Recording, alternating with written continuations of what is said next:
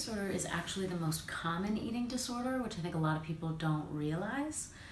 And in fact, we know that a lot of people struggling with binge eating disorder right now don't even realize that that is the name for what it is that they are managing with on a daily basis.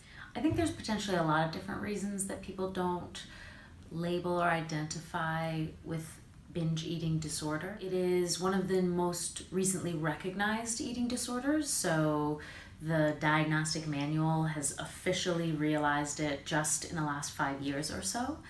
So that means that the name is not as prevalent as some of the other eating disorder diagnoses like anorexia or bulimia.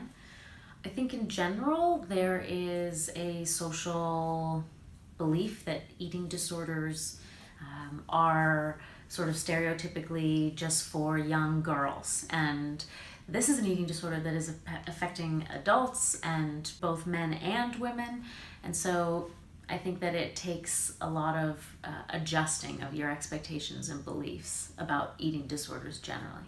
I've worked with a number of people who were surprised to learn that there is a specific disorder and name for what it is that they're managing. They didn't realize that binge eating disorder existed, or they didn't realize that what they were struggling with is an eating disorder. In many cases, they believed that they just didn't have the willpower to stay on diets. They didn't have control or strength enough to manage their eating on their own. I think for a lot of those people, it's a relief to learn that there is a name for what they are managing and that we have treatments available to help them. Walden and other places and providers with specialties in eating disorders are able to meet with you and have a discussion and ask the questions that will help us determine what exactly is going on and what the next best steps are.